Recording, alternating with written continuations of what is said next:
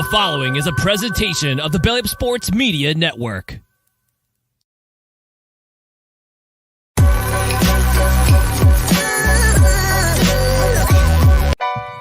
Ladies and gentlemen, it's time. It's Thursday. It's Corner Booth Pregame. You ready? No debate, cause they sold. I'm too official, got the drip, I got the sauce. Bring the proof when it's time to tell the truth. I'll be at the corner booth, find me in the corner booth, yeah. Still standing and defiant. Slay the competition, cause I'm walking like a giant. Bring the proof when it's time to tell the truth. I'll be at the corner booth, find me in the corner booth, corner booth.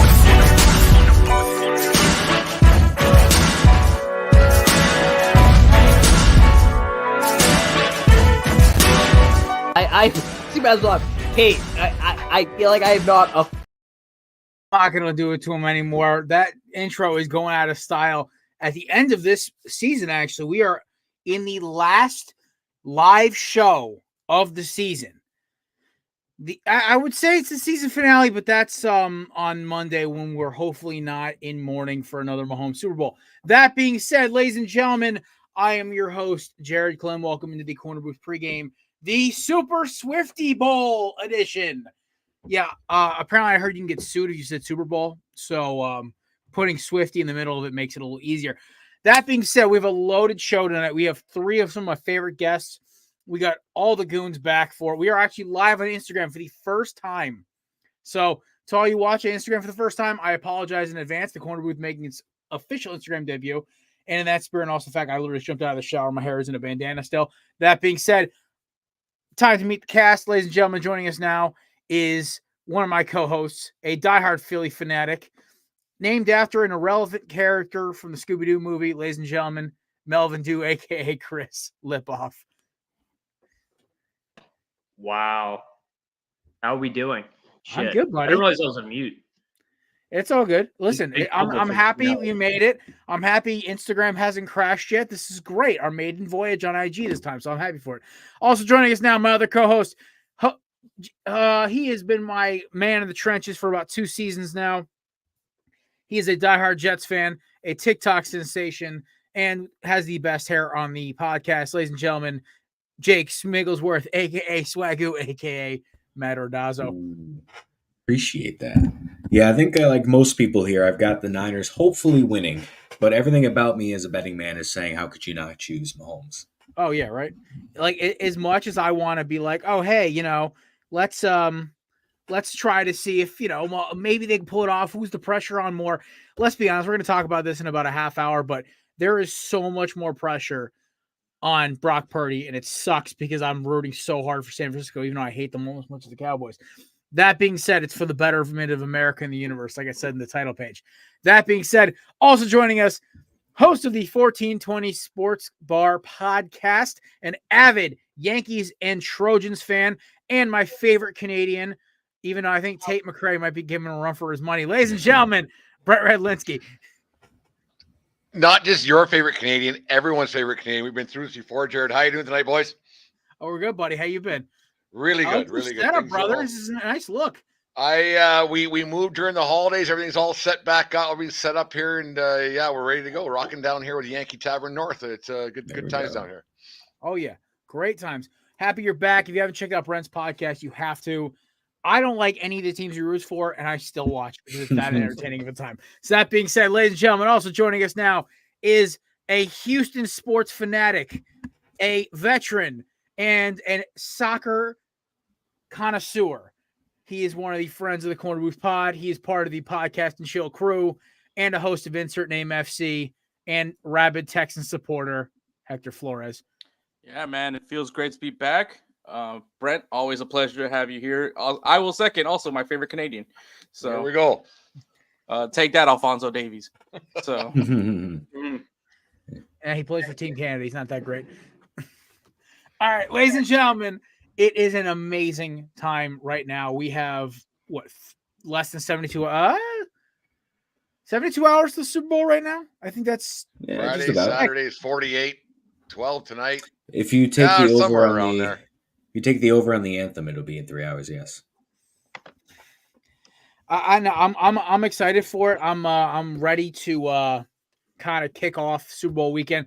You know, we always have kind of been the kickoff show for the weekend for the whole Belly Ups crew.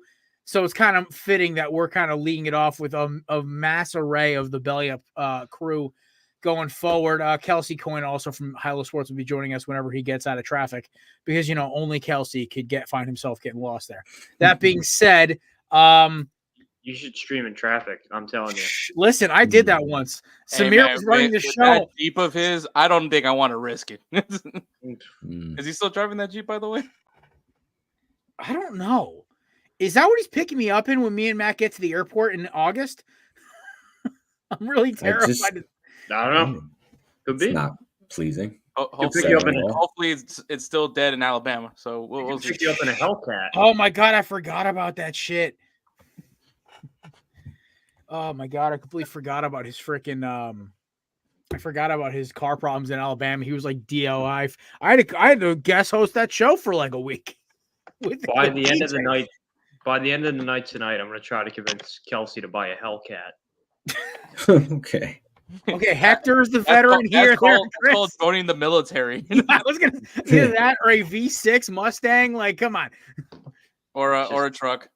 Or a Camaro, but not the ones with actual turbochargers in them.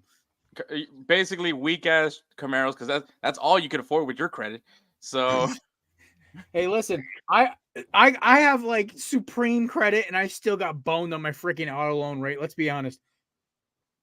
Yeah, that was wild. It's the wildest story I've ever heard after you said your credit score.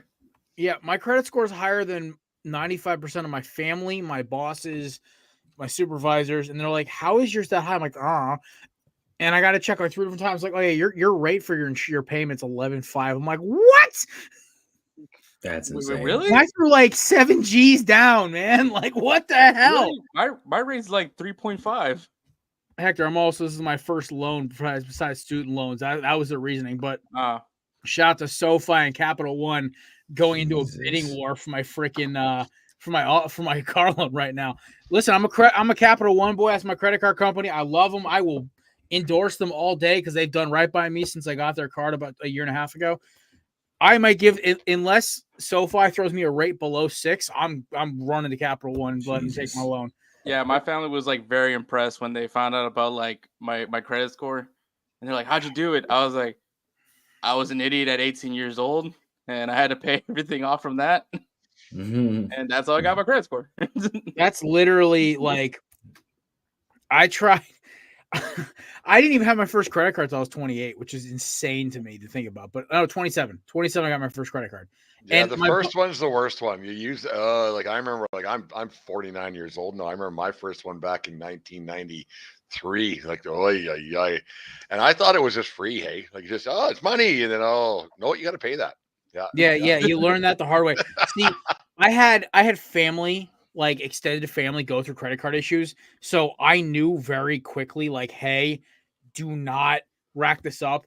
There's only been 2 times I have, and I made this joke with my buddies once. I said there's only 2 things I've ever bought with my credit card that have racked up over $1,000 on it. Is one being a Hellcat? I'm not. No, one was the reservation for my truck because I was at work and I basically ran across the road because I'm like a mile from where I bought my truck from, my offices.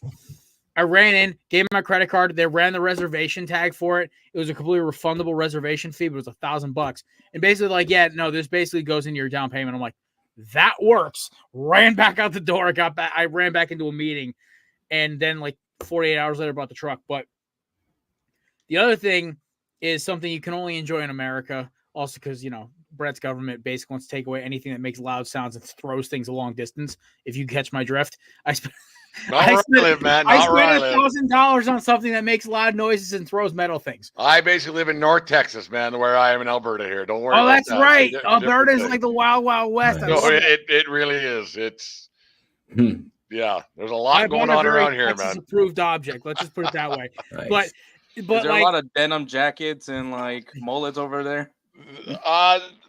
Denim jackets. Yeah, we call them the Canadian tuxedos. It's one of those things. Yes, sir. Yeah, 100%. We all got them.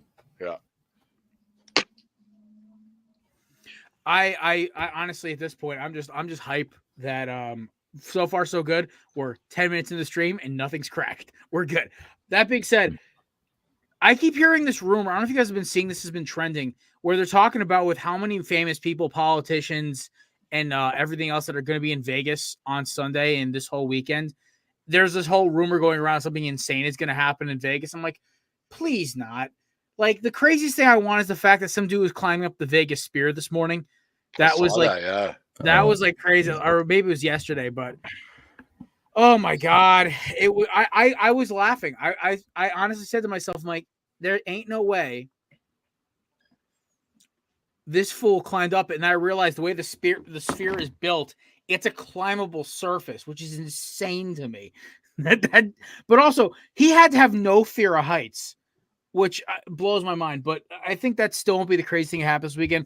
I am already going into thinking about what my favorite prop bets are. So, boys, by the end of the show, by 8:15, I want you all to think of your best prop bets. If you have to go on DraftKings, go for it. I will not go on that app tonight because I gained, lost $10. I broke even doing online blackjack while I was at work on my lunch break. So I got on a hot streak, won like $15, lost it after my lunch break. As soon as I heard gambling, I took advantage. I'm already on looking. Yeah, Chris already his ears perked up like a freaking fox, man. He's like, yeah. I'm ready. My tail is dragging. I can't believe you can play slots on your couch. Listen, what's crazy to me. Beautiful. What I didn't even know about this. My boy, one of our listeners, shout out to my boy Brian, aka McLovin. This dude actually legit looks like McLovin with glasses. With like thicker. It's hilarious. But he told me his story. He goes, "Yeah, I had a couple IPAs one night. I was a little trucked, and I was like, I'm gonna gamble." And I'm like, I don't like any of the games around. Swipes over to the casino, starts doing live blackjack with an actual dealer, and it's virtual. And I was like, he won like 4 G's, and he lost all of it. I was like, how do you go off 4 and then lose 3 and pull out at 1? And he goes, oh no, he lost. He got down to 1.5 and he pulled out. I was like, what the fuck? I gotta ask you, is that just? And the guys, he's not a gambler. He only started gambling on sports because I do it, and he watches this show. Which great. We're a bad influence on Brian, who's such a nice, smart kid, right? But I don't know. Would you boys ever, if you guys had the money, would you ever do any of this virtual gambling shit with like the fucking blackjack and the poker? That shit just scares me. I did it once with a roulette. This is years ago, sitting around playing at a hotel in northern Alberta. I was working up there, and because you got nothing to do. It's cold or no.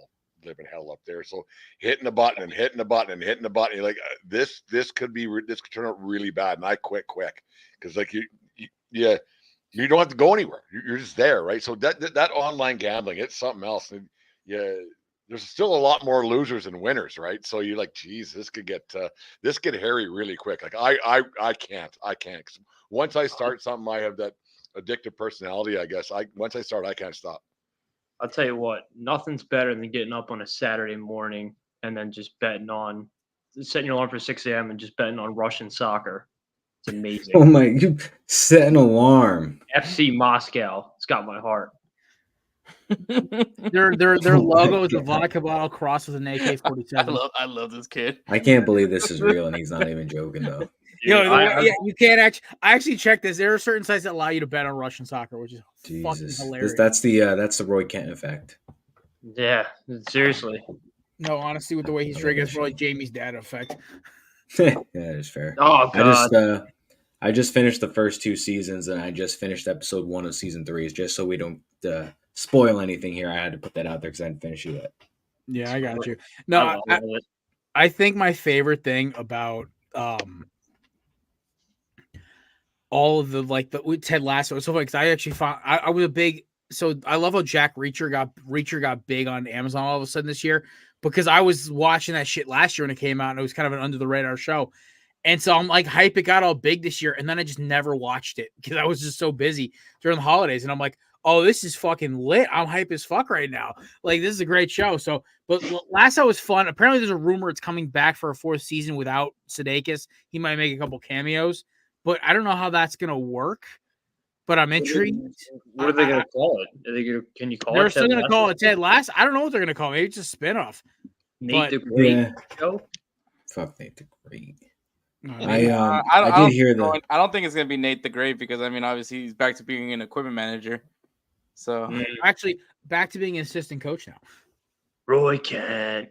Roy Kent. Yeah. Yeah, it could be Roy He's Kent. head coach now. He's So head. either way, I'm excited for that one. But you know what's crazy? And there has not been any like super quotable bullshit this week. Anybody notice that with all the interviews with the players? Nobody said anything completely out of pocket except for Kadarius Toney, but he has the IQ of a potato, so that's not really going to change anything. wait, was that? I thought the AI Kadarius Toney. No, that was actually Kadarius. Like he goes, "Oh, I'd be the best player in the NFL if I got the ball." That's There's a reason why you don't, though. So shut up. Yeah, but also, here's my favorite thing about this is that Giants fans, including our former coach Samir, told me that Kadarius Toney could be better than Devontae Smith, and me and Kevin almost fell off our chairs. We were laughing so hard. I don't know how you consider that even a possibility. I at this point, I kind of just look at Kadarius Toney's career as like, and my old boss, shout out to my old boss Dan. I think he actually is watching tonight. He said to me, Jared, any player in the NFL who is more concerned about his side hustle than he is his main hustle, which is football, he ain't gonna last long. And I was like, that is a real thing. And I thought about it, and I went back and I looked at like a lot of these players who had like big like side hustles. They were known for something they did on the side. And the second you started hearing more and more about it, their play always went down. And because football is one of those things where you can't focus on just football and be successful. Whereas with like, all right, I'm a national inside sales rep. Okay. I have customers that go from California. I had a guy up in northern British Columbia, up in I think it's Prince Edward was the name of the town up in BC. Prince George. I mean, it was for one pallet of stone. The gateway to the north, Prince George. Jesus, man. Brent, if I told you how much it costs to ship that damn pallet up there, you'd puke. I know. Yeah. From Connecticut, by the way, not from like Seattle. So I understand. Yeah. But like that's my job. But I finished some paperwork on the treadmill before, got in the shower and I'm on, and I'm able to focus on this completely. I was doing graphics and shit this morning at 7 a.m. at my desk because none of my contractor clients were going to answer the phone yet. And I didn't feel like sending an email, so I was doing work for this job. That's fine. Hector, you could do this job with your job. Brent, same thing. Matt, Chris, we all have other jobs. But when you're a football player, you have to focus on being a football player for 70 plus hours a week. It is an intense full-time job. And if you're talking about being a rapper in more than just the offseason, Young Joker, I think that's his name, right? Yeah, that's it. That's it, right? I don't know, man. Like, and it's harder being a podcaster than an NFL player. Hear me out, Jared. Yeah, Chris. You're prepping every week for a couple shows. You know what I mean? You got new guests. You got more shit you got to talk about. You got to make sure everything, the rhythm's going good. Being an NFL player, you just got to throw and catch a ball. I mean, anybody can do that. Hey, Fox News, relax, okay? Come on. I agree to an extent there, Chris. Like, being a podcaster is tough, but playing the NFL, I don't think she's a walk in the park. Like, there's a little bit more to it than just catching it. We could all do it, but we just. I think not being a full-time podcaster might be difficult, but I'm putting that debate on Twitter. Is it tougher being a full-time podcaster and NFL player? That's going right to Twitter. I want you to tag every NFL player. I want you to tag us, every NFL player. I want you to get this shit cranking. Like, let's see if we actually can get Dude, tag Antonio Brown. That'll definitely get tag Antonio Brown. Oh my God, the CT. He's gonna comment down and be like podcasting #CTESPN. I'm working on it right now. Tag him.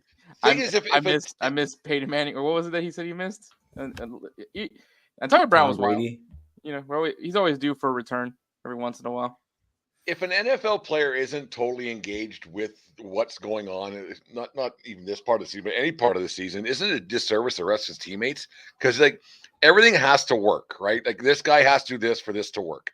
And so for guys like, well, you know, I'm kind of doing this and doing that because it's a 17-week season plus playoffs and training camp and all that. So it's a relatively short period of time where everything has to be cohesive. And if one guy screws up one thing, then this doesn't work and that doesn't work. Your team's going to be terrible.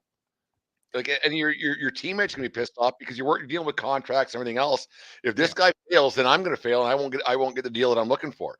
For a guy to say this is my side hustle, like a little, like that's a bit much, man. Well, see, the thing is, like, all my coworkers, like, so like dumb this down to my perspective, right? So, my boss during our transition interview when he took over as full-time CEO of both companies and they merged, he knew about my podcast, knew about the sports stuff. He goes, "Listen, I would love for you to walk into my office in 2 years and say, hey, I got to step away. The podcast, the sports network, it's blowing up." He goes, "I'm hoping that happens. One, because I might get a free advertisement." I said, "I'm like, what? You want a free advertisement?" Because I love that. I'm like, but two, you know, it's what's your passion. So, boys, I know we all want to do this for a living, right? None of us want. Matt, I know you don't want to be working for the MTA for the rest of your life. Chris, I know, you know, your job changes every 5 minutes. I know you don't want to work in real estate for the rest of your life. Brett, Hector, your jobs, I don't even want to do it. I don't want to be selling fucking rocks for the rest of my life. This is what we want to do, but like also we have jobs that pay the bills that only require our assistance for, in my case, 58 to 60 hours a week. Some of it's less. I don't know. The whole Kadarius Toney thing cracks me up. But speaking of somebody who cracks me up, ladies and gentlemen, joining us now is a diehard Cowboys, Kings, and Giants fan. There's a pot of misery. This guy is the co-host of High Low Sports. He is one of the funniest dudes around. He's an Auburn Tiger, and he hates the 49ers just as much as I do, but if he's rooting for the Chiefs, he might get kicked off the show. Ladies and gentlemen, Kelsey Coyne. All right, well, I'll see the door now. But no, I appreciate it. I don't like being, compared to Kadarius Toney, though. I don't know how many. I wasn't. It was not. It was more of a positive comparison because he's played in the NFL, and I still consider you more of a success. Oh, hey, I appreciate that. No, yeah, unless we're talking like I can beat him in a foot race, in which case, then maybe, include me in that. But I know we all know that's not true. Yeah. Right. How much money has he made so far per catch again? I think it's like 1.3. Isn't like it's like $400,000 per catch or some shit. It's ridiculous.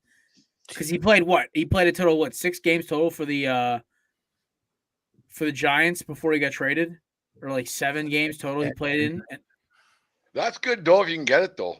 Hey, listen, man. He's literally sitting here just showing the rest of the NFL, hey, I'm gonna make a shit ton of money not doing jack shit. Yeah, he's I'll bet literally he hasn't said promo code all week long like we do. And trying to make literally the kid that does nothing in the science fair project and still gets an A. I mean, literally, that was me. It's literally his team's in the Super Bowl right now. That was me. I picked up the bar tab. That was my job. I would just write my name on every smart kid's paper, turn it in, get the A. Chris, why is your name on Jeff's paper? Because I did. I don't know how it ended up there. That's crazy. Yeah. I guess I'll take the grade. Chris then responds with, "What do you mean, Jeff's paper? That's my paper."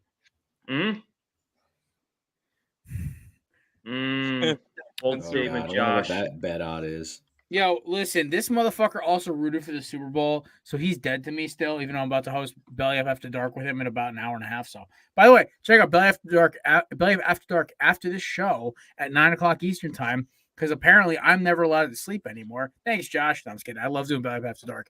By the way, great show, fun show. Poll is up. Full-time podcaster is leading 100% to 0 right now. Yeah, that's my vote, right? So, Yeah, what is the question? I came in here a little too late. More difficult occupation at Antonio Brown, full-time podcaster or NFL player? Well, for Antonio Brown, full-time podcaster, that's more difficult. Well, now this is just like a universal question. Oh my god, I love everything about this. Are we talking podcast producer, like an actual? No, producer? we're talking like host, we're talking like what grind every night, just grinding on the podcasting, or just being an NFL player. The easiest job. Producer is worse than host. But for us, host as a craft situation, yeah, I mean that's difficult because we're producers and hosts. But, okay, so our job's more difficult than being an NFL player. Okay, yeah, I agree. I don't know if that's the truth, Chris, but okay. Well, all right. Maybe we'll Kadarius talk about it Tony's later. level of NFL. Facts. True. I don't know, True. man. That seems like a very strong poll right now for yes. For I don't know. full-time podcast. It Podcast seems wants to take dominating an right now. ass. Well, that's because all of us are voting for a full-time podcaster. Oh, well, no, that's just anybody. That could be anyone. We don't know. Well, I was the one that was 100%. That was me. I figured. So is this the part where I you guys feel jealous of me since I do podcast production as a full-time job? Do you? Yeah. I want in. Which is the whole reason I'm late. Right. I want in. You hiring? If I was hiring, yeah, sure. Are you interning? Yeah, sure. No. We'll go back to that. No. I mean, if you're just handing out jobs, Kelsey. Yeah. Oh, don't worry, Hector. You'd be my number one call. Number 2. I don't know if I can get away with not calling DJ first. Where am I at? Am I like, 3? I don't know. Will you accept the fact that it's not my fault for the Tulane bet? All right. Wow. He really has to check his integrity. Yeah, I might sign up for the NFL now. You will have to publicly state that you apologize for blaming me for your Tulane bet. I will post a video on Twitter of me admitting my wrongs because I'm a man of honor and integrity. Really? That sometimes the intern could be wrong. Did you just talk about signing your name on a Smart Kids paper in school? Yeah, well, Jeff, it could have been anybody's paper. It could have been mine. Could have been Jeff's. Could have been Tyler's. Great grade A integrity there, Chris. Mm-hmm. Honor and integrity. Also, I'm buying a Hellcat. Yeah, he's also joining the military. Yeah. Yes. Oh, okay. So he's getting the military Honestly, special, the sign-on Chris bonus and the Hellcat. I mean, you guys might be laughing at this, but Chris would make one hell of a Marine. So, Chris, what's your favorite color crayon? Oh, ooh. Gotta go light blue, baby. Come on. Yeah, I Taste got it. blue. Blue. I do like not blue. man, green, you got money for color shades. Yeah. It's not I green. grew up in Connecticut. Hector Jam. I was the poorest kid in my high school. No, This dude lives in the New England area. Do you not know what rent is over there? oh my god, that's too funny. We are dominating on the polls. All right, done with the polls.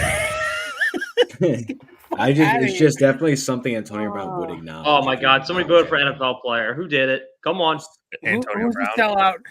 Listen, Hector, if it wasn't for Belly Up Sports, I'd probably still be in the Marine Corps. I was literally calling up recruitment offices before my podcast went up. Yeah, I always love that. That's like one of my favorite things is when people want to tell me like, yeah, I was thinking about joining the Marine Corps. Oh no. I think it's I honestly, it's like, listen, like I was ready to do. I had no job, nothing to do, and I was like, I guess with this podcast thing, half of me is kind of like, I kind of wish I enlisted because I probably wouldn't be as broke as I was for a couple of years. Nah, you still be. Oh yeah, probably. I'd also probably have a severe nicotine addiction, worse than I had, and I'd probably have way more tattoos on me. I need to get definitely tattoos. Probably at least 1 or 2 failed marriages. Oh, that implies me and some woman actually get to the point of like getting engaged. And really almost engaged. I checked that one off. You do a lot of military is definitely an interesting life. It's you develop a high tolerance for alcohol, not a sick brag, but you do. Look at me and Chris. Yeah, that's what I'm saying. Chris will make one hell of a Marine. Hell yeah, I'm lone survivor, lone intern. Can you outdrink Hector Herrera yet? Wait, what? Oh, Ache. No, yeah, I can. Okay, so yeah, you have a higher tolerance than a Mexican national team player. Yeah. World Cup. I can't wait. Oh my God, so many ACLs. Too, by the way. I do what? He owns a tequila company too. So. Hector, hi. How's it going? Hector Herrera? Does he need to? Does he need samples? Like, does he need people to try it to tell him if it's good or not? Like, does he need bottles shipped to people that we could? Yeah, I forgot. Matt's kind of a tequila fiend, so. Oh yes, I love tequila. Does he need me to test it for toxicity? Because I'll put my life on the line for that. I might have to hit him up, but we'll see. Oh my God! All right, we actually have to talk non-football for about 45 seconds because there was actually some important shit that happened that wasn't football. So, you mean the difference between a magician and a musician? Who fucked up the spelling? Wait, Oh, you haven't? It's like I don't know who's the. It's like some white chick. I don't. She does like very cringy like interviews where she's like very. Oh, Bobby, with what's her rappers. face, right? Yeah, and she was with this female rapper, and like she said musician, and she got like super offended. She's like, I ain't whatever the hell you said I am. I make music. Just like, That's what that quote's from. Oh my god, Mhm. I saw that she was like trending on TikTok. I was like, what the fuck is this shit talking about? yeah. You know who would know Also, this? by the way, her Instagram page says musician. Yeah. So, Wow. Between Hector and Matt, I feel like they're the two that would know this out of all of us here. They're TikTok superstars in the group. Oh yeah. I mean, I'm not at Matt's level. I'm trying to, but Corvette. So I'm working on we're about to be Gen Zers. So Jesus. Yeah, I'm the last. It's so funny. I'm not even. Somebody's like, "Oh, you're Gen Z, right?" I'm like, "Nope, I'm the last year millennials, motherfucker." So you're a Damn. millennial. Me and Maddie are the last year millennials. I feel like it's the equivalent of being born on that like towards the end of the month where you're on the last day of this zodiac sign, but you could also partially be the other zodiac sign. All right, we also have other breaking. Did we just Grandpa. step into Taylor Swift realm? Is that what we just went to, Matt? I think so. Okay. Couple grandpas. yeah, go. man, I'm getting at that period now where now all the commercials are aimed towards me, and that's great. Yeah, I keep getting on TikTok. I'd ask my sister because she's Gen X, and I was just like, "Did this ever happen to you when you were like roughly around my age?" And she's like, "Yep, it sucks, right?" I was like, "Yeah, it does." Yo, listen, like, so it's weird because like me and my sister are very close in age. So me and her will like talk about shit all the time, and she acts like she's in her late 20s, like I am, but she's still only 25, and I'm like, you haven't seen hell yet. Just wait until you like. I mean, I equate hell for me as in working for an insurance company. But I mean, obviously, you know, there's everyone's got their own personal hell, right? That was me wearing a suit to work every day, yelled at by a guy smaller than me. He also ironically looked like an uglier version of Chris. Being a professional sports athlete. Oh, Yeah, no, Chris, my old boss looked like an uglier version of you. He was like 5'4", and at one point, I almost threw him through a glass pane wall. Getting yelled at by a guy shorter than you. Oh, Sounds dude, like- I had to like sounds that like was I'm in the the Marine best. Corps. That was the best restraint I ever had was in that job. He's barking at me, yelling at me because he's like, you don't get to leave early. I'm like, I told you 6 hours ago I had to go get my mom's because we share a car right now because I'm poor. And he didn't understand that reference because he came from a rich Long Island family. He's yelling at me and shit. And I stood up and like he was staring into my chest. And I'm just like, I'm going home. And the guy's like, fine, but you're written up tomorrow morning. I'm like, whatever. Okay. I walked out. he reminds me of Mr. That's Incredible. cool, man. I was like, that's fucking cool. I don't give a fuck. I'm still a new employee. You can't fire me for 3 months because it kills your turnover rate. Dude, if I'm getting yelled at by a short king at work, dude, I'm walking right out. I can't Are put you that on my kidding me? resume. I used to get yelled at by Kevin every day on this podcast. Oh, he's a short king? He's I a get yelled hardy at by 5'6" and a half. This Oh, podcast. fuck yeah. 5'6" isn't short. It's not If tall. you ask him, he's a short king. He likes that moniker apparently. You have to ride a roller coaster with him? Yes, Kevin is tall enough to ride a roller coaster. Very tall enough to be a Bama fan, but then again, you know, he fits in really Yeah, well. I didn't realize how taking no short I shots, was huh? until I joined the Marine Corps. And like, I was like, man, dude, none of these obstacles are designed for my height. So I had to learn to have like major hops to do most of some of the obstacle courses. Oh, dude, I got to go on somebody's shoulders. I'm a short king, too. What am I saying? Chris, aren't you my height? You're like 5'11". I'm 6'2", 240.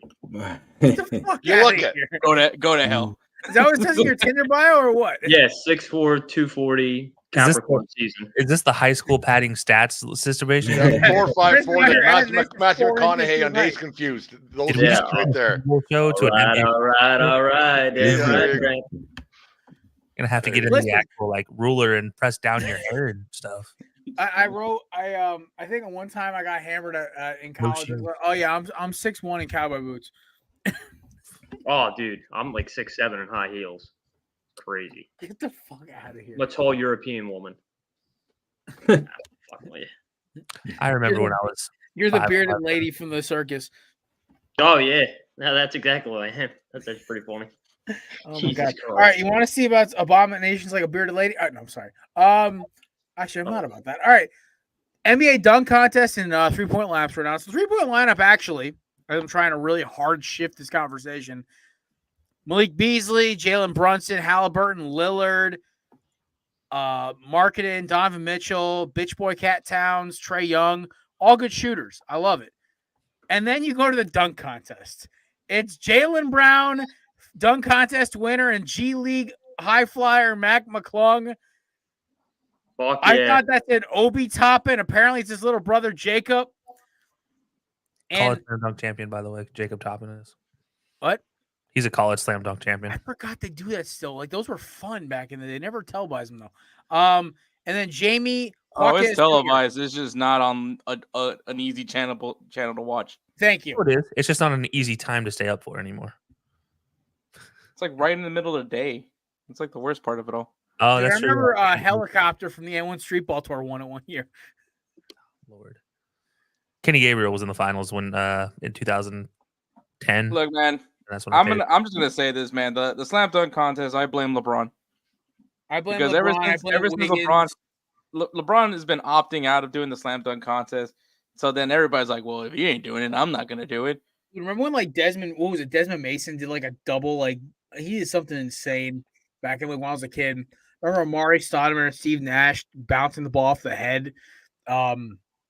Zach LaVine and Aaron Gordon are arguably That was one of the last good dunk one. contests of all time. Was Vince fucking Carter incredible. had a good one years ago as well. Like, yeah. Listen, as a North was Carolina Victor basketball fan, Griffin. trust me, Vince Carter was like, Didn't Griffin like dunk over a Kia.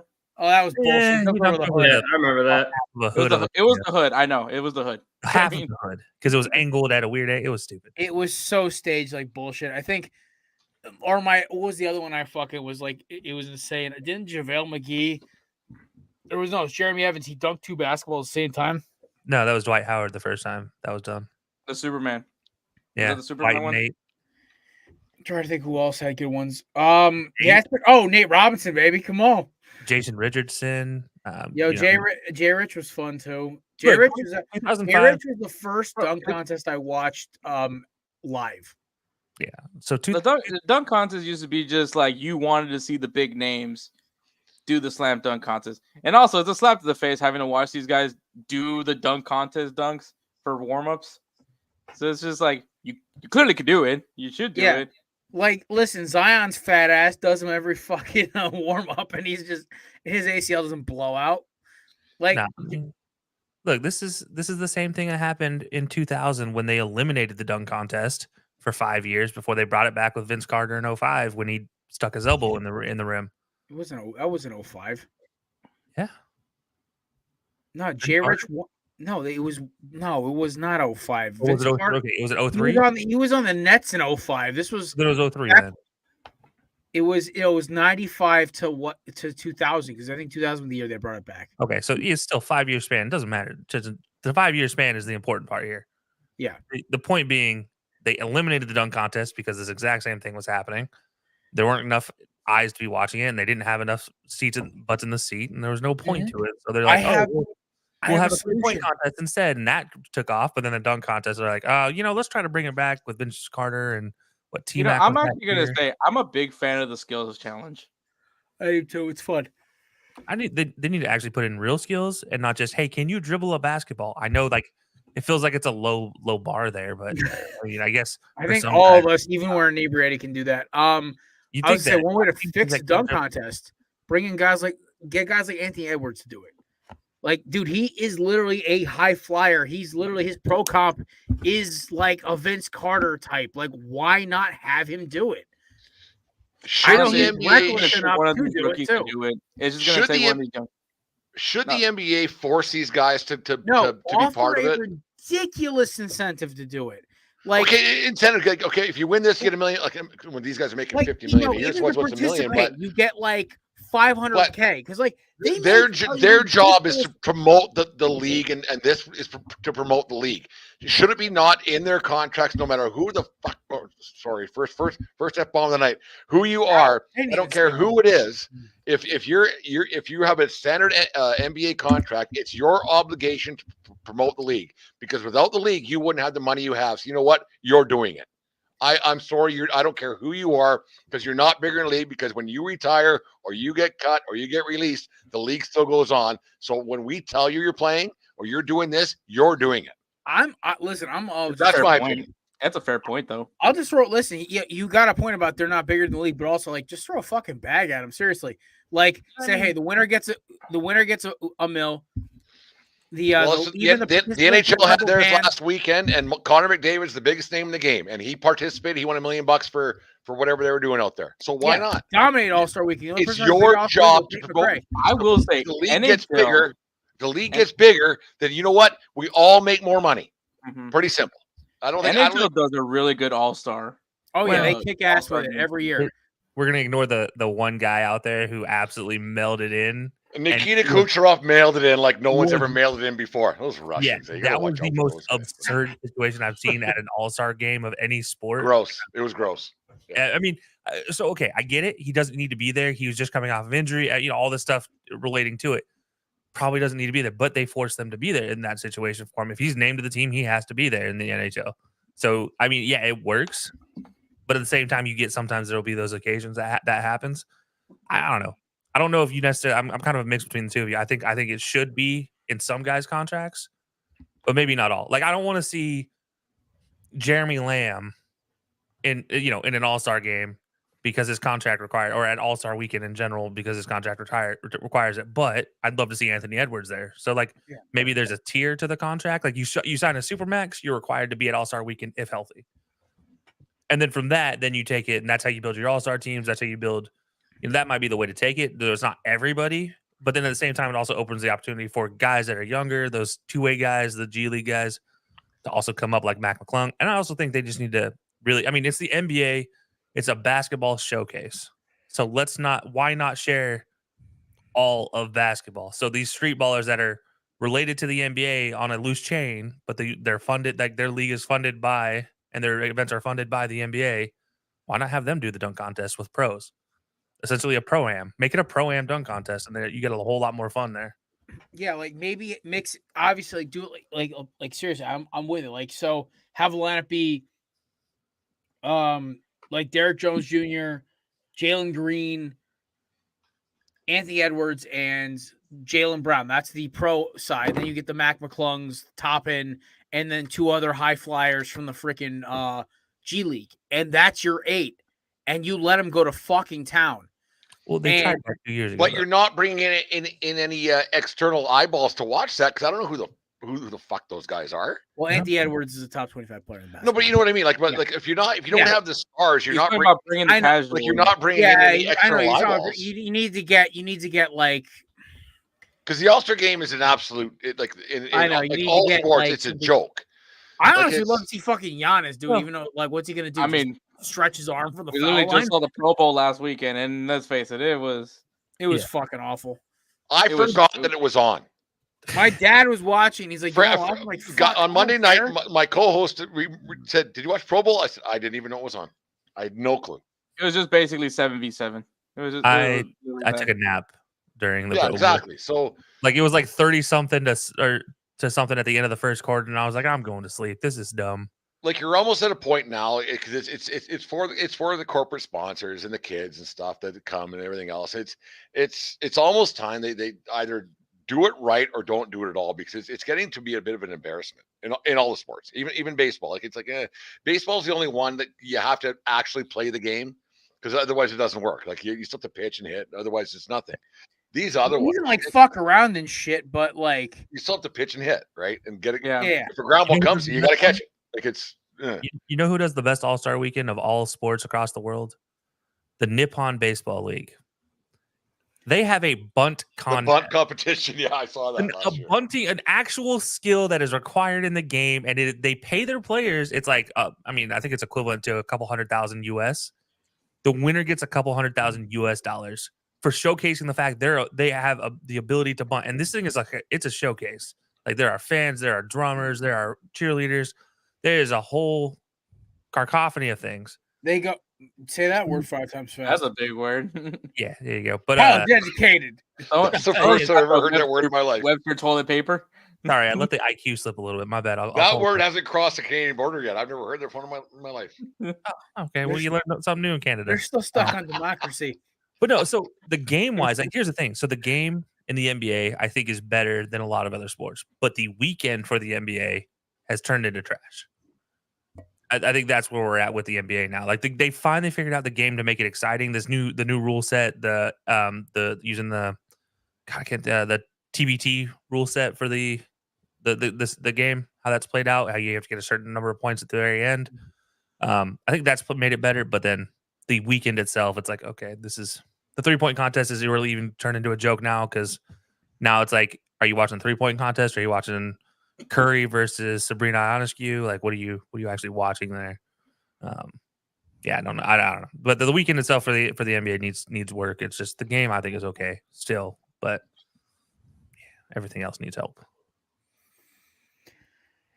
It's, what's so funny? Like, we talk with the Pro Bowl. The Pro Bowl honestly needs like 3 things to be fixed. One, they talked about this on the, I think it was like first day, like pay these guys more, like what is $44,000 like to play in the game. That kind of helps. Also, like, maybe do it in the middle of the fucking season. Give them a week and a half off. I don't know, something. Turn it back to after the Super Bowl. I mean, that's the thing. Like, you're cutting out 2 teams guaranteed out of the Pro Bowl, which guaranteed probably have the most Pro Bowlers roster. Mm-hmm. Seriously, what was it last year? It was Chiefs Eagles. I think it was 9 guys who were out of the Pro Bowl. Was it 9? I thought it was double digits, but yeah. Because I think Philly had 5 or 6 and Kansas City had like 3 or 4. It was like there was a ton of guys missing. Well, so you're missing on the two pretty big names that are playing this weekend that wouldn't have played last weekend. Right? Yeah, exactly. You're missing on McCaffrey, Mahomes, Bosa, Chris Jones, Kittle, Kelsey. Trent Williams. Let's translate to Kelsey. Taylor Swift would have been there. Yeah, you would have got Taylor Swift there. I mean, so all the things, like, it's when I was like, I would go back to postseason, like after the Super Bowl for sure. That's the first thing I would do. Also, simplify the game. It was kind of cool. After, like, I remember one of my memories. Put it back in Hawaii, man. Also, yeah, seriously, they're rebuilding Aloha Stadium. Just fucking play at the University of Hawaii while they're waiting. Here's the thing. That's just it. The University of Hawaii. Vacation. Yeah, well, Aloha's been condemned. That's why I don't play there anymore. Like, back when I was a kid, one of my core memories was like watching David Akers versus Vinatieri after the week after the Super Bowl. It was kind of like a nice cool down from the NFL before baseball season started. I got to watch a bunch of my favorite players play in the Pro Bowl. Also, bring back the longest throw competition, like all those crazy drills they used to do. Like, do that shit. Also, Andy Reid, Tommy Bahama shirt. Yes, sir. Well, that's no. That's the winter. That's the off-season meetings.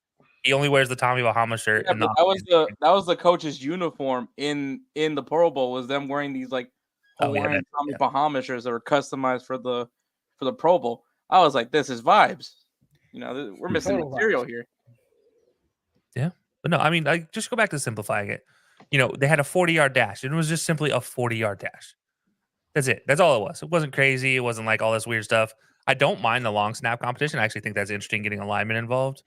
I also don't hate the agility course for the big guys. I think that's pretty cool. I don't hate the precision passing either, but make it look less stupid. The precision passing one bothers me. I think you just go back to the old carts going across the field and see if you can hit them. Why are you making like hanging targets and shit? Yeah, like just. But honestly, the kicking. Baker Mayfield can hit a hanging target, but the 3 guys who had like better passer ratings than him couldn't tag it. Like, oh my god. Or the drop it in the bucket 40-yard pass, that one that nobody can do. Yeah, the pro quarterbacks, and not a single one can drop it in the bucket from 40 yards. And the bucket is literally bigger than 7 Trent Williams. My favorite thing is the current meme right now. It's like, oh, Jalen Hurts missed a wide open like tackling dummy. I'm like, who gives a fuck? It's a fucking like Kelsey. You and me might hit that shit, but like a pro quarterback might overthrow that target because it doesn't have arms. I don't know. I love how like stupid that shit was this year. I was just like, oh, I don't think I watched a single moment. I watched the interception that Baker Mayfield threw, and then the last drive when the AFC couldn't score. Which time? The AFC couldn't score like 20 times in that game. It was the last drive because I remember seeing Eli Manning like lose his shit running off the sideline because they won. Oh. I mean, yeah. I will say I do like the idea of bringing back the former players for the coaching staff. I think that was kind of cool. That's cool. I like that. Like they're getting to it. Don't get me wrong.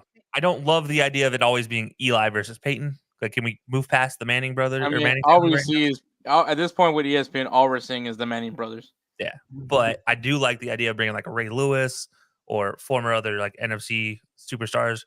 They added great pieces, but there's a lot that needs to be done to the Pro Bowl to ever make that work again. But yeah, no, the last time they got a pay raise, they turned it into flag football. So I don't know if that's a solution either. Well, I think you hit the nail on the head right there. It's put it after the Super Bowl, because as long as it's not like it also like even if there is like you get like a minor like you like oh my god you sprain your ankle, oh you get 3 weeks of recovery time, oh it's still the off season, oh it's whatever, you can play a little harder. It's like I mean besides like a torn ACL, but they just don't play it at MetLife. I mean, why not? You just said, Jared, that like a guy might get hurt playing the Pro Bowl, but why not do it for the Hall of Fame weekend? Kick the season off with that. Well, because then they go into the season injured. I think after. No, I'm saying other than that, other than a guy might get injured, like ifs and buts, kinds and nuts. But why not just kick the season off with it? Like just spitballing here. And then you have the Hall of Fame guys are all there. It's good for TV. The guys are, I don't know. I honestly think it's too early in the season, Brett. Well, I think I actually over manipulated it. It should have stayed the weekend after the Super Bowl in Hawaii. Have the guys all show up. Even the guys in the Super Bowl guys don't have to play, but they get a bonus if they're the most relevant. Force them to go for sure. They get a bonus if they play. The players who aren't in it, who sit like if you make the Super Bowl and you don't play, okay, you can do that, but you get a bonus that like players who aren't in the Super Bowl don't get. So you get a bonus for making the Super Bowl. So let's say next year, right? It's I don't know, fucking Ravens Eagles, right? And Hurts and Lamar are the two starting quarterbacks. The Eagles, Jesus. Listen, the colors. I'm just spitballing. Maybe just maybe he's just throwing this out there. Yeah. Hey, listen, the colors of the ball are green and purple. So there you go. What about the Jets? Let's just say it's Lamar versus Jalen, the two vote getters, right? They both play the Super Bowl, and they both are like a little banged up after the game. Regardless who wins, but they played after. Say, hey, listen, we'll throw you an extra $150K to play. Oh no! Pause. You're talking about a $7 billion industry. Right. You got two guys who know worth of $50,000. Fine, you get an extra $500,000 to show up and play one fucking game. No. Add another zero, and you probably have an answer. $5 million. No. I'm just saying over 7. Like you're talking 7 figures. Give them $1 million bonus. That's what these guys are fighting for. Most of these guys, like if you give them $1 million, talk millies. They ain't talking thousands. They're talking millies for sure. Yeah, you put $1 million on the board. Listen, if you can market this game to make millions, then pay them millions. But it's a joke right now. But we've talked way too much. I'm not going to go to a trip to Hawaii. Hold on, imagine Brock Purdy with his contract currently. Oh my god, that man, you played in the Super Bowl. Now go play in the Pro Bowl. You get $1 million. The man just quadrupled what he's made in the NFL. That's a new tractor. New tractor. But no, I actually like the idea Brent proposes here is going with the Hall of Fame situation. Maybe not at the beginning of the season. This is a situation where you need to move the Hall of Fame induction into the end of the NFL season for two reasons. Now you're pissing with two hands. There we go. I mean, I don't know. I love that analogy. I'm going to start using that. A lot of work. Now you're getting it all. You're making some guys feel insecure. Now that's efficiency right there. Now we're pissing with two hands. I love it. All right. Anyway, tough. There's two reasons for this. Like you get to actually highlight the Hall of Famers throughout the season. It's not a situation where it's 4 months between Hall of Fame announcement to induction, like it is now. Now it's you actually give them a full season. You celebrate them at every Monday night game or every Sunday night game, whichever option. Thursday night. Bring them all in, whatever it is. Yeah. Yeah, and then just involve them in that whole situation. And then as you get to the Hall of Fame game, you bring in that's when you do the Pro Bowl in Canton, just like it is. The field is built now to handle these kids. You're not going to be worried about injuries as it once was.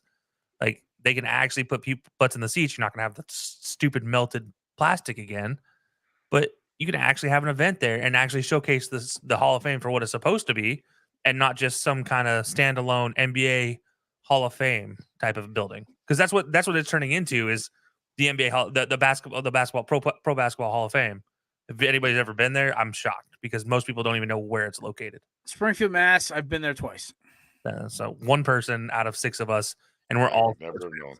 I only went there. I was gonna go for KG's 2%. inauguration, but I was working. Also, it's actually a pretty cool place to be though. When you're for a little kid, like kids like 16 and under, it's actually a really cool place to be. I actually was a big fan of it. I'm going to the Pro Football Hall of Fame for the first time this year. I'm very excited for that. Finally. So is Matt.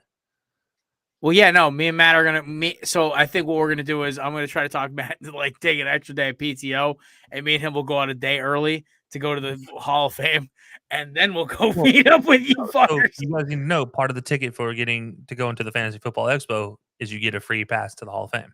Oh fuck, really? Yeah, you literally get a free ticket. Oh fuck, Matt, I know we definitely going now. Chrissy, you invited too, brother. If you can catch a flight out to Cleveland, you in. Every belly up member is invited. Whether you do fantasy or not, I don't care. Oh, what's fantasy football? I'm there to talk football. Also, I'm there to try to beat Des Bryant on a corner route. Yeah, because that's happening. I got to hug Des Bryant, and that was cool. Listen, Des Bryant's my second favorite Cowboy of all time besides Jimmy Johnson. So, no comment. Listen, my man brought a championship to the U, baby. Come on. It's very him and playmaker. I would have just questions for Des Bryant about how he did in Special Forces, because that was quite the meltdown that he had on that.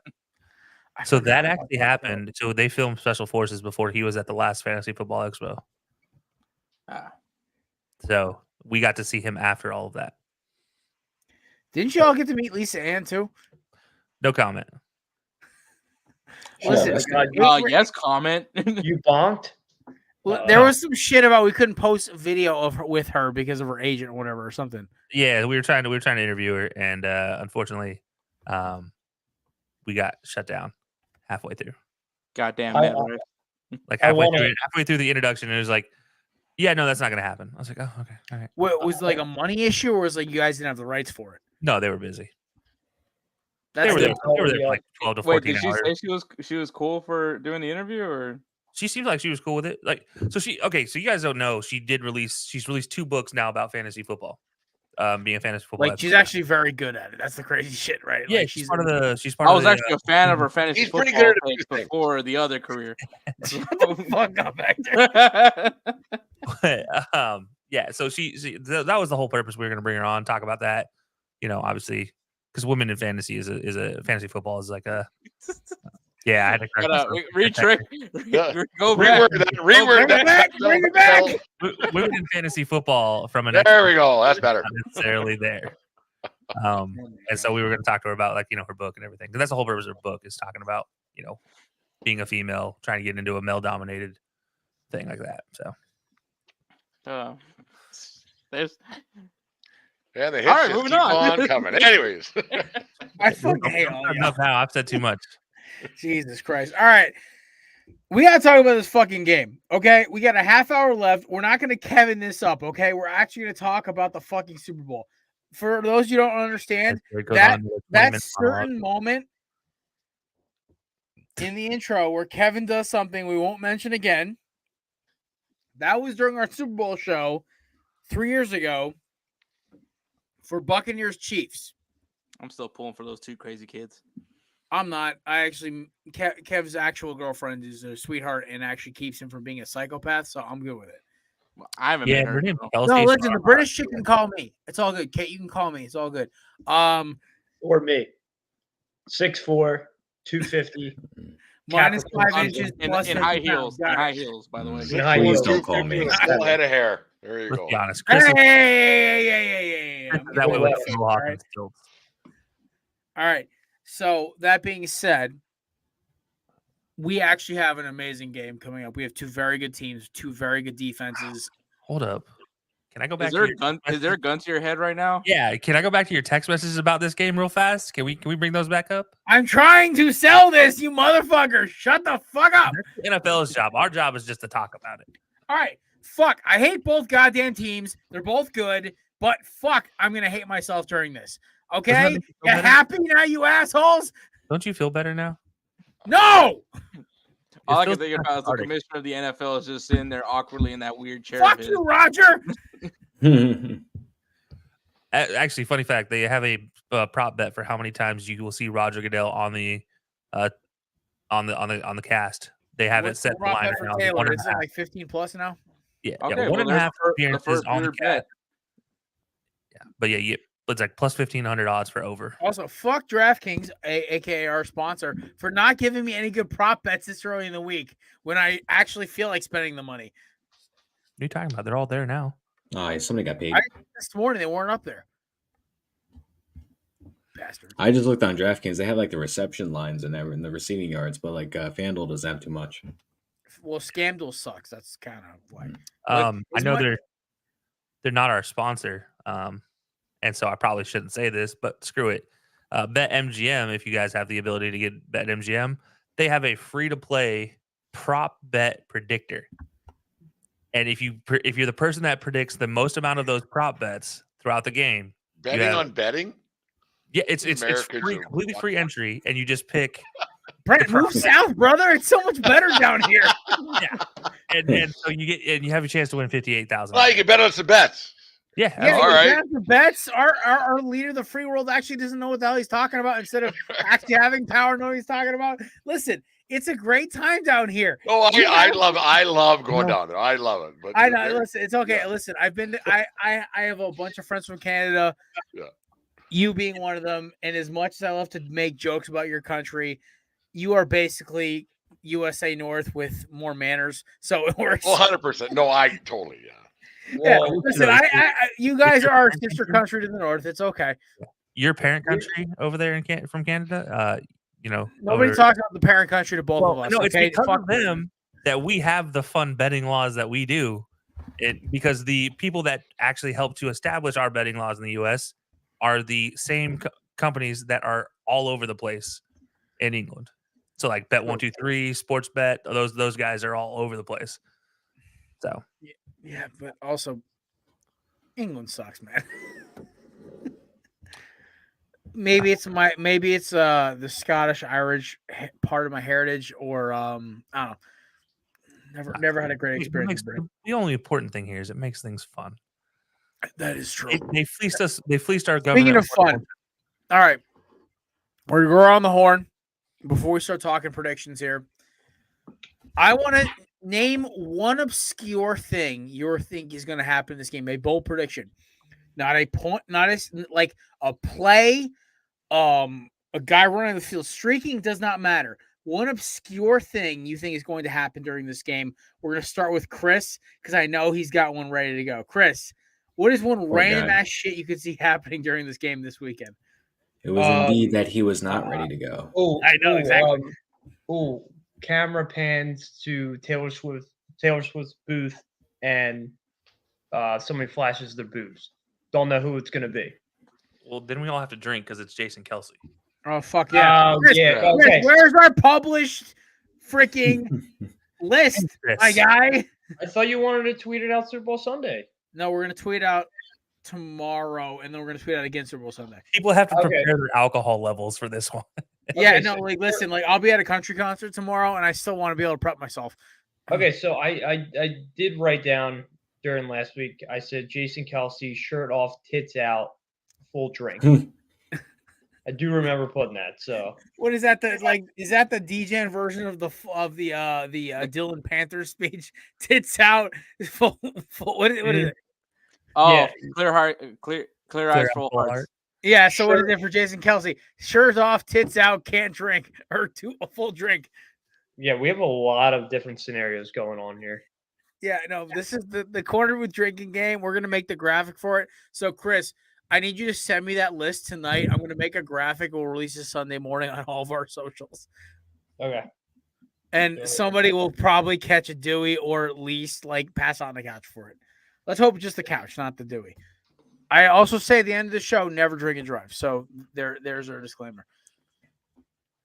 Give this man his keys. Please drink responsibly. If you have an issue, please call 1-800-GET-HELP. Yes. There's our cover. Listen, as I will somebody say, who actually has a bunch of speaking of- friends who've gone through that program, is honestly it's very helpful. I'm very happy they've gone through it, and so are their spouses, so are their kids. They're better people for it. So it's a demon that some of them have. I can't relate obviously, but I understand what it goes through. But anyway, back to the game. Maddie, a bold prediction for the Super Bowl. Mine is not on the mark of streaking or tits coming out at Taylor Swift or anything like that, but I'm thinking a trick play. I'm thinking a trick play on the Niners end. My guess is it's gonna be a trick goal line or in like the red zone kind of play. I just have Christian McCaffrey throwing a touchdown pass. God damn it! It's just gonna be one of those. I was on the same as you there. I was motherfucker. the same. See, I was worried that I was not on the same page as everybody when you said Jake streaking and Smigglesworth's things like being that. I was feisty like, over here. No, Bro, I'm gonna say you're shanking everyone's fucking picks, man. I'm gonna say it's gonna be one of those ones where it takes a snap, tosses the ball like a halfback toss to McCaffrey, who just kind of runs the other way and just like looks up, flicks one over to maybe George Kittle or something for a touchdown. So like Philly, but like 49er. Yeah, Niner. Ha, Niner. Niner. Oh boy, I like that. All right, my T-shirt that. Chris and I are in business now. Yes, dude. We found our side hustle that we're gonna take more seriously than our main hustle. Yeah, Maddie Prince. That's our company. Also, 8 votes. We're killing it in the podcaster. 75-25. It's really easy being an NFL player, guys. It's just getting there. It's the problem. Yeah. But once anybody can you're start a in, man, podcast. it's I can't say I'm going to be an NFL player.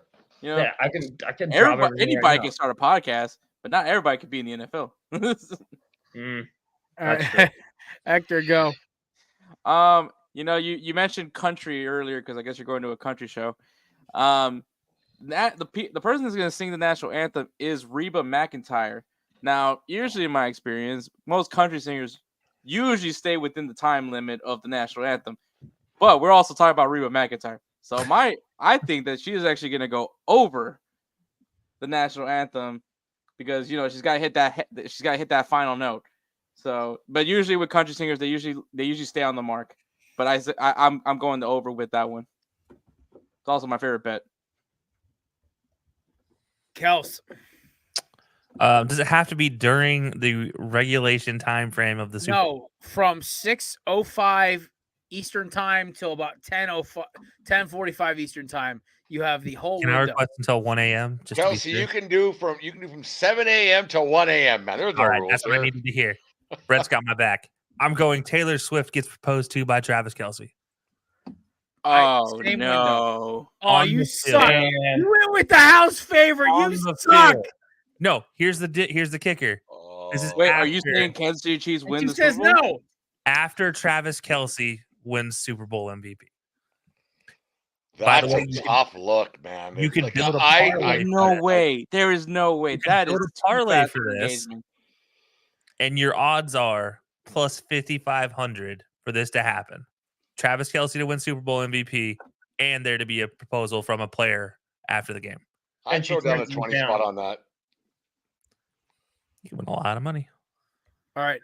Mine, Brent, I'll save the best for last for you, my friends. I got one quick. A celebrity gets arrested and it goes viral. Whether it's Jackson Mahomes, Dave Portnoy, it does not matter. A celebrity is going to get arrested at the Super Bowl. Is Dave Portnoy a celebrity? I mean, motherfucker's richer than 90% of the country, so yeah. Is he? $100 million man.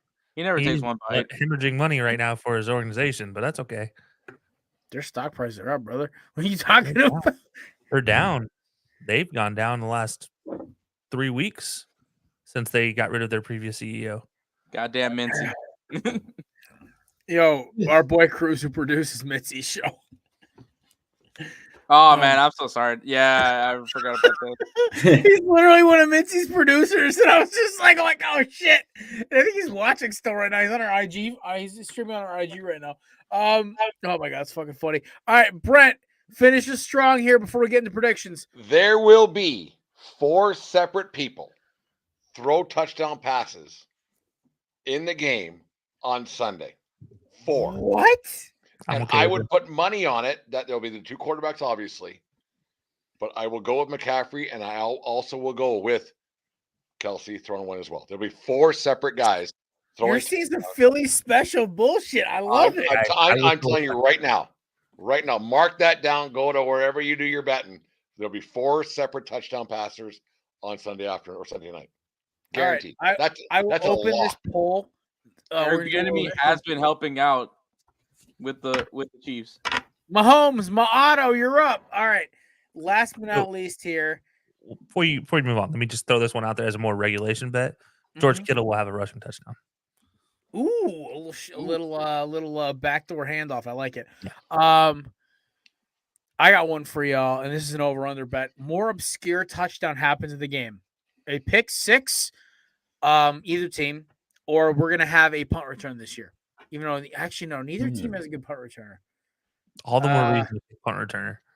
Yeah, like we're gonna have like a ridiculous, like a pick 6 or a punt return this year. We think special teams, defensive touchdown in this Super Bowl. Pick 6. I'm going special teams.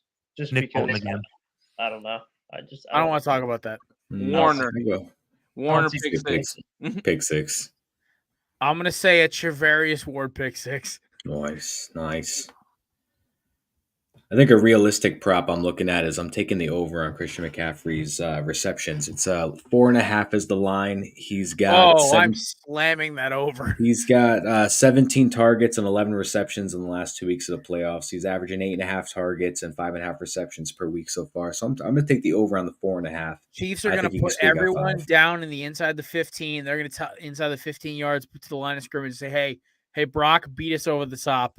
And they're going to pack that box telling them to throw it outside or throw it over the top. There's going to be no over the middle or running lanes. So even though the Chiefs also got gashed twice in the last 2 weeks rushing. So it's going to be interesting. We don't got the Miami game because Miami basically folded faster than Philly did. So you do mean the last 2 games. You only mean one of the last 2 weeks they got gashed in rushing, right? Buffalo, didn't James Cook run for like almost 100 yards on them? Yeah, that's the only week they got gashed in rushing. Oh, that's right. No, Baltimore was rushing. No. I clarified. Baltimore's yards per carry was out of control, but for some fucking reason, they thought they were going to outpass them. Yeah, they ran the ball 8 times. Which was fucking stupid. Confusing. How that man still has a job. If I was John Harbaugh the day after that Super Bowl, I would have walked in and say, hey, fucker, you're fired. I would have fired Robert Saleh, called him, and hired him ASAP. I got a headline here. Okay. Late breaking news. Los Angeles Chargers Antonio Gates will not be selected to the Hall of Fame this year. Oh shit! Wow. How? That's disrespectful. What? Yeah. That's insane. He's one of the greatest receiving tight ends of all time. He's the. I mean, aside from Tony Gonzalez, he's the tight end. The touchdown tight end. He is the touchdown. Yeah. Facts. What the fuck? Mm-hmm. Well, who's in them? Is the thing. It's probably Andre Johnson. Who's in? Better be Andre Johnson. That's my boy. I will write. Andre Johnson, Miami jersey getting shipped to my house. Still the best moment in all of sports with him and was it Cortland Finnegan? Yo, facts. Now I just need somebody to do that. CJ Gardner Johnson. That just needs to be a statue. Fuck CJ, yo. That just needs to be a statue in Houston right now. It's just Andre just laying the hammer right now on freaking Cortland Finnegan. Whoa. Yo, seriously. All right. We got 15 minutes left. We're going to go around the horn. You're going to tell me who you're picking, why you're picking, and your score prediction. We're going to start with Hector. Actually, no. Brent, I made you go last. We're going to start with you first. I'll go last. Brent, we got. I really think that the it's tough to beat Mahomes, and I don't want to put any money against him. But I think if San Francisco's ever going to do it, they have to do it this year. And this is one of those Shanahan's gets one of those things that you got to do it. And if not this year, then when? So I am going to take, and I hate because I hate Stanford, but I'm going to take Christian McCaffrey to be the MVP of the game. He's going to have a great game, and I'm going to take a little bit of a high scorer. I think for some unknown reason. I don't know why it's been in my head all week, but I'm going to take the Niners to win 35-28, 35-31 kind of deal is what I'm thinking. Kels. Yeah, I'm going for a scoregami here. I already put my bet in.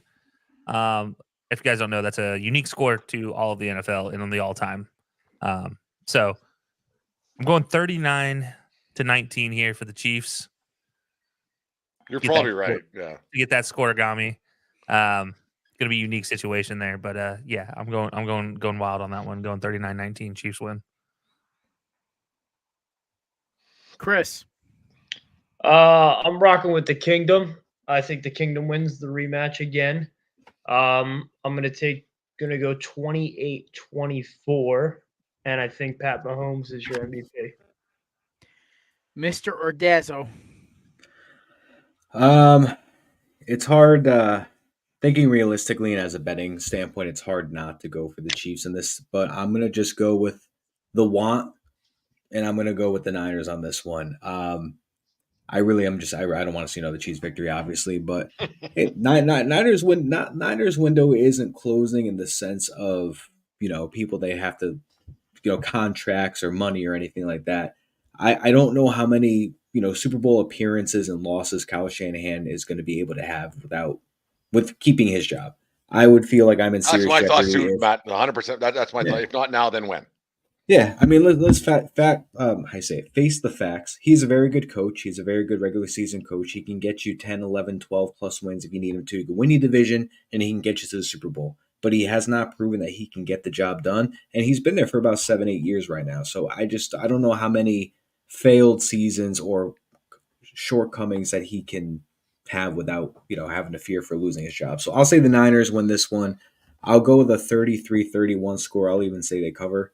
Super Bowl MVP wise, I think they're gonna give it to Brock Purdy. He's got a great story, and I think that would just be something that the NFL could pump out, like, hey, Mr. Relevant finally won a Super Bowl. There you go. Hector.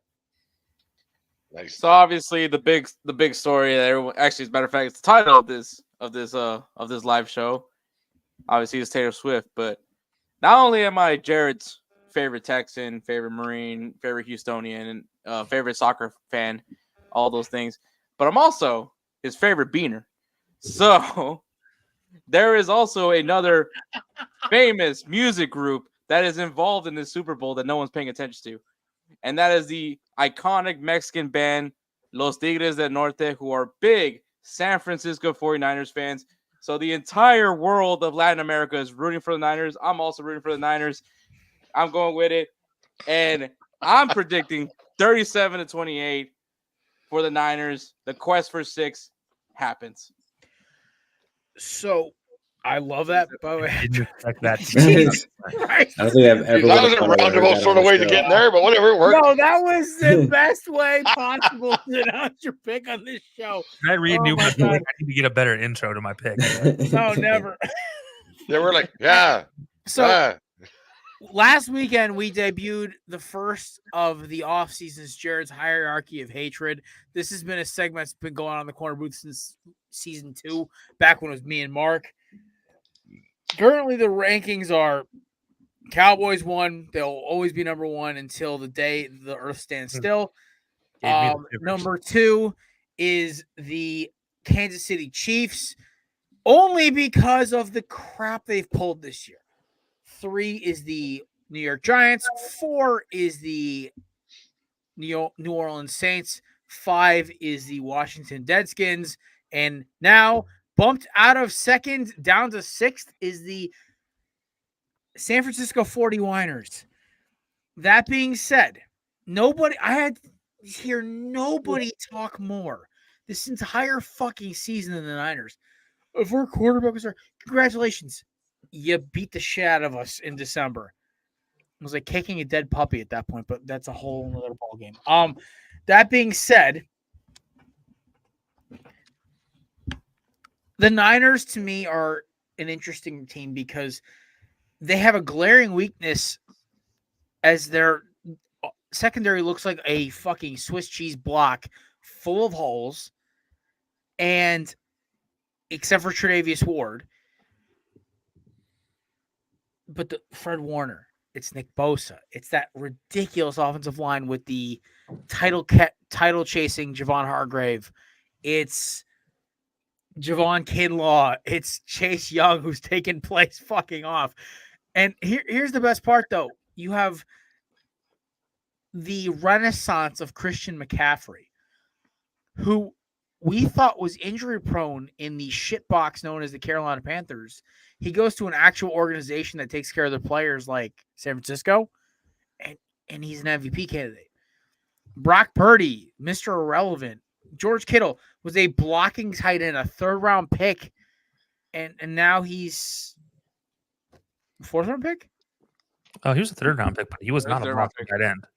That was his pro. That's what he was. An Iowa. He was not Iowa tight end. That's all they're known for is blocking. No, he was the touchdown scoring tight end for Iowa. He was the only touchdown scorer for the receiving corps. Well, that like once again, congratulations! You score 7 points every 2 weeks at Iowa. Back to my rant. One of the best scorers of all time in Iowa history. So, yeah, congratulations! He had 4 touchdowns during a season in their king of a third world country. Way to go, attaboy. Hey, you're still royalty, my guy. Brent gets the joke here. It's like saying congratulations. You're the highest scorer on the JV basketball team as a senior. Congratulations. You're still playing JV when you're in grade 12, my friend. Attaboy. Yeah, right, all right, so keep going. I'll keep Wear going. your Letterman jacket when you're 45 years old. Atta girl. All right, let me finish this up here. I was on a roll. My opinions, right? All right. Yeah, no, listen. You get put in the box for a second. That being said, Kelsey, I have too much respect for him. I'm not going to give you the Chris treatment. That being said, the Niners, to me, it's so much more appealing. Also, by the way, the last time the Niners lost to the Chiefs, we got the pandemic. We got the Biden administration. We got all the bullshit that's happened since 2020 started. Where's Kevin at when I need him? Oh, my God. I mean, it's been great. Political, so I need Kevin in the room. It's been great. What did you say, comedian-wise? Comedic-wise, it's been great. Oh, I mean, yeah, exactly. It's a Greek tragedy. But here's the kicker, right? The Niners have a chance to make it right. They can't blame an overwashed playboy as a quarterback anymore. They actually have a real quarterback now. I think Brock Purdy's a real quarterback. Do I think he's a top 10 quarterback? Yeah, that's up to be determined. I think you take away some of those weapons, he gets a little, but he's still. Would I take him over maybe 18 quarterbacks in this league? Yeah, I would. Here's the kicker. It's going to come down to one thing and one thing only. Can their pass rush hit Mahomes? My Super Bowl MVP, and shout out to our boy Caesar, known January 6th at 10T. Just kidding. He's not actually there. Nick Bosa is my Super Bowl MVP. At least 2 sacks, 1 strip sack.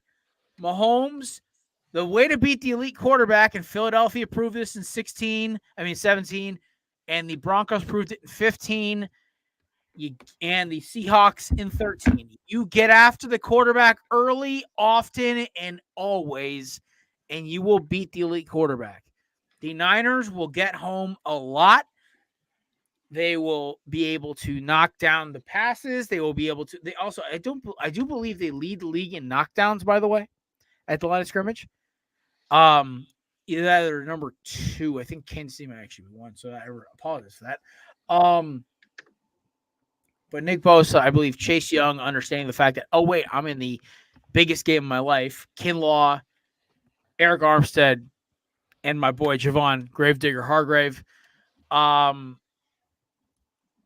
And of course, one of Mexico's finest, even though he's only half Mexican, Fred Warner. Still counts.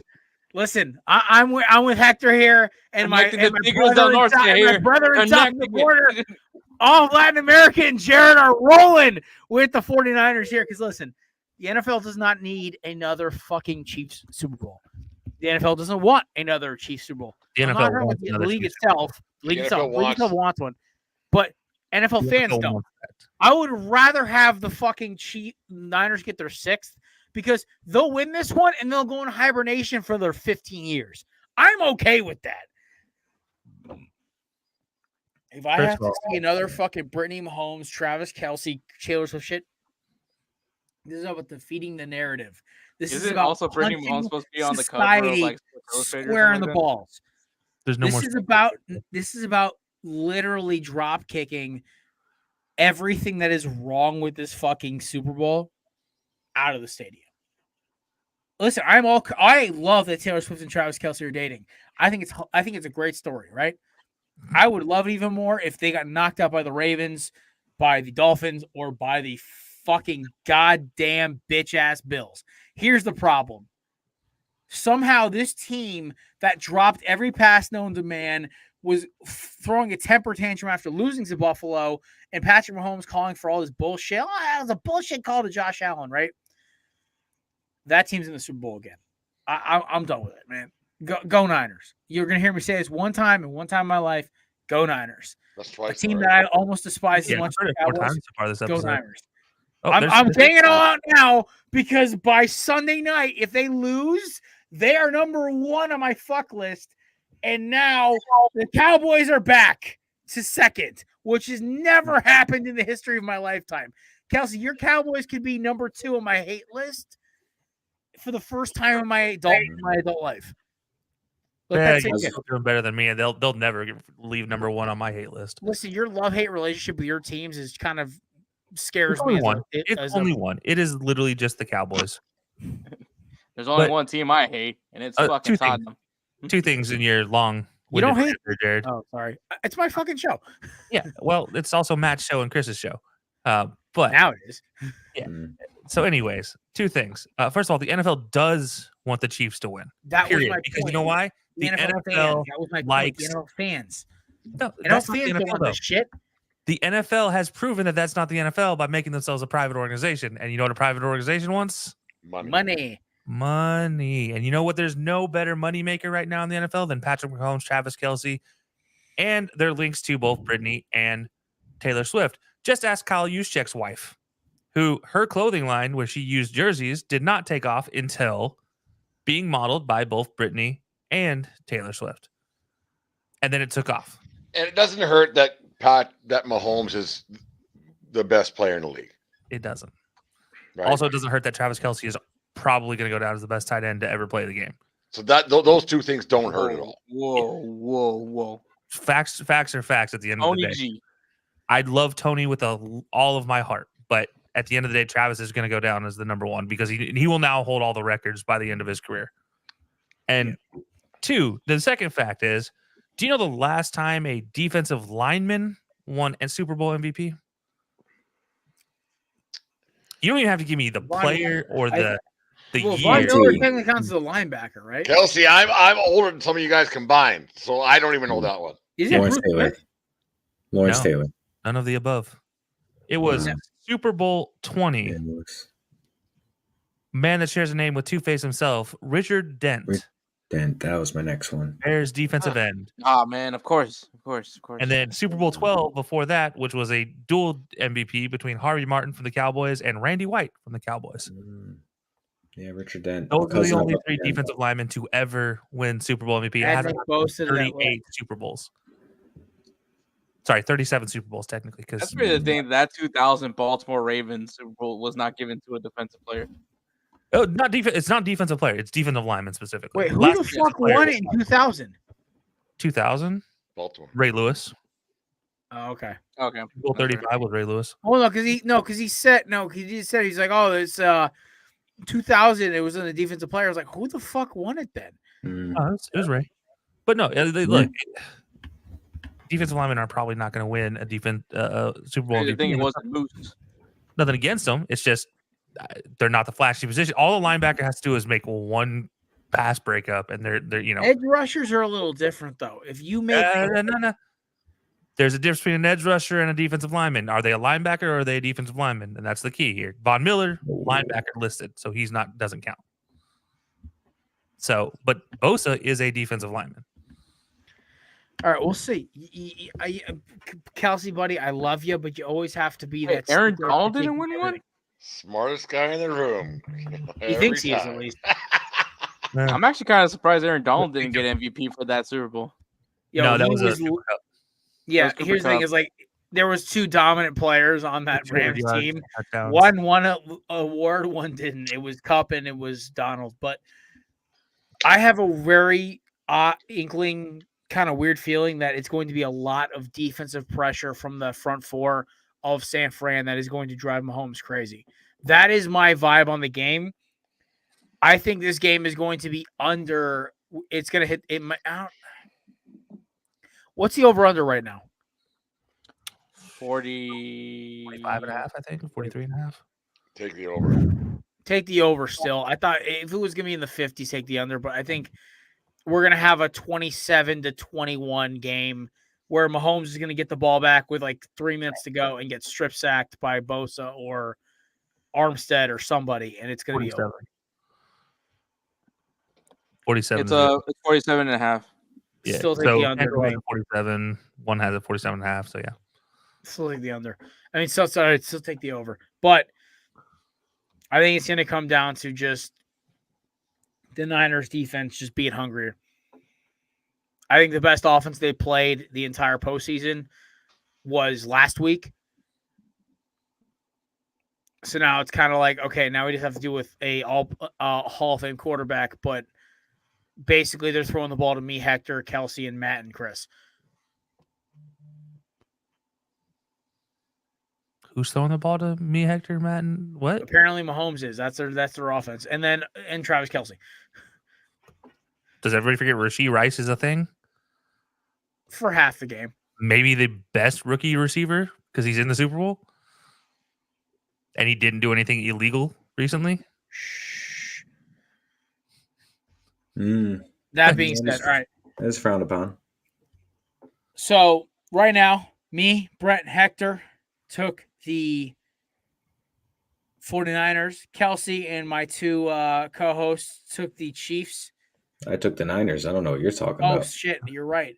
It's 4-2. 4-2. Chris, are you sure you don't want to switch the boats here? You're actually going to ride with my pick again? No, we're friends. Of course not. Why would I?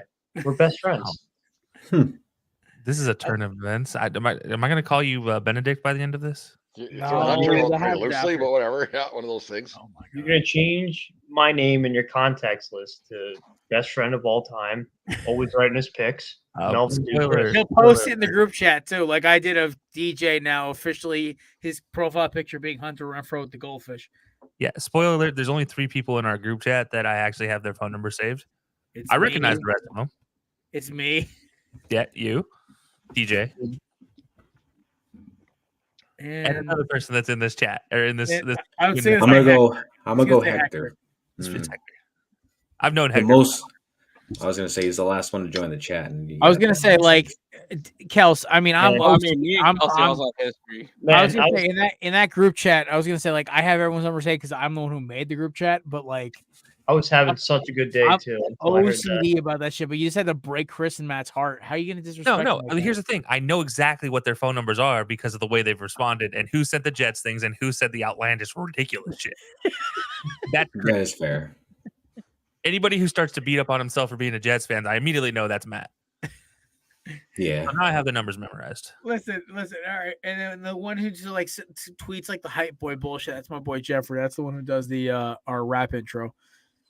Oh, that makes sense. I don't even know who he is, but I just figured he was I love my boy Jeff to death, man. But he's a hype man through and through. He'll hype up a ham sandwich if he thinks he can get some. If he can get a follower. This is why Chris gets into trouble. No, I had to explain to him who Chris was at one point. He goes, I'm like, who the fuck is this kid who's saying this outlandish, this motherfucking crazy shit? I'm like, that's Chris. Mm-hmm. Everybody hates Chris. No, everyone loves Chris. Buddy, you're a grade A prime I'm ready to USA send you to war. I'm ready to send you to war, buddy. Not again. Yeah, buddy, Chris, like you're a celebrity. Like I have like one of my uncles listens to the show. Goes, who the fuck is this kid, man? Yeah. Don't be like Nate the Great all year. Yeah, no, don't get a big head. Don't be like Samir. Don't be like our version of Nate. No, that dude knows you 10 bucks, so you can't be Samir. The way to say, I got a big noggin. Who the fuck is that kid? is basically what every Marine would say when they find out about Chris. Is, who the fuck's that kid, bro? Oh man. Oh my God. All right. Well, ladies and gentlemen, we are reaching the end of this program. I have to go scarf down some food before Belly Up After Dark, which kicks off in about 35 minutes. Kelsey, where can we find you and DJ's amazing shit? Oh, by the way, he's coming on Belly Up After Dark, by the way. So promo shout out. Yeah, so you'll see him in a little bit if you go check out Belly Up After Dark. You can find us every Wednesday, 8 p.m. Eastern time, live on any platform. And then beyond that, you can find us on social media at high_low_sports on X and at high-low sports on all other platforms. And our audio goes live Thursday mornings at any point in time. And also check out Tier Tuesdays. We got a lot coming up, and then we're getting close to mock draft Monday season, so that'll come up here at the end of the month as well. When am I going to make my appearance for mock draft season? No comment. Even though I actually shoot pretty accurately during these mock drafts, but whatever. Apparently, I'm not welcome. That's not what I said. Whenever his Jeep breaks down. 2 hands for the end. All right, Hector, where do we find your shit? At Insert Name FC, anything podcast, you're gonna find us there. But of course, also on YouTube. Actually, help us out there because we're trying to grow our YouTube channel. By the way, but new episodes every Friday. Check us out also on TikTok at insert.name.fc. Been posting a lot of clips from the episodes, so you can find us there as well. Big weekend for us also because there's 2 cup finals, Asian Cup final, and also the African Cup of Nations final will be on Sunday. So I get to pregame to that before the Super Bowl. So it's gonna be a fun weekend for me. But nice. But yeah, new episodes every Friday. Watch out on the group chat where Hector is so fucking blackout drunk we confuse him for Chris. Oh, apparently the Cowboys hired Mike Zimmer as the defense coordinator. Kelsey, do you want to have a comment about that? No comment. Oh, he sounds sad. That's not a bad hire. I'm out. He's done. I would have taken. Sorry. I'm taking proposals to become a Bengals fan. Brett, you're up, man. The 1420 Sports Bar Podcast, 4 beer sports talking a whole lot more. Me and Dave get together on Mondays and Thursdays. I'm also doing another show here in about 28 minutes to get it going again. Where your podcast and everything's going on. So make sure you check out our YouTube channel and everything else. So we're a lot of fun. Our own little it's sports bar talk, just like you guys do here, and on our own special twist, Canadian style a little bit. So make sure you check us out. Corner Booth North, aka 1420. There we go. Same thing. That being said, you can find me and the rest of the Three Musketeers at Corner Booth Pod on all things X, YouTube, Instagram, Twitter. For Chris, OnlyFans, everything else included. Melvin Dew on OnlyFans. What, dude? When did this happen? Update on the poll. And at this point in time, Matt, can I support you? Should I support Matt in this endeavor? No. Chris is the one who's the OnlyFans, not Matt. Oh, Chris. Yeah, sorry. I just upload all my Melvin Dew pics. Chris, I'm not supporting you in here. I was going to support Matt. He's got a family to feed here, man. Chris, So do I. has just got himself a feed. Man of one. All right, ladies and gentlemen, we appreciate you for coming through the Corner with Pregame. Enjoy the Super Bowl. Make some good food. Enjoy the game with some friends. Please do not drink and drive. And we will see you guys for the season 10 finale on Monday. Holy fuck, we made 10 seasons, boys. We did it. You did it. I just came for the season. I just joined. Yeah, buddy, Chris, you made it for your first official season. How do you feel? Oh, dude, look around my house. I was like, where the fuck was that coming from? All right. Enough fucking with the former intern. Oh, by the way, Chris is the first intern the Corner Booth has ever had who got promoted while he was still an intern. Fuck yeah.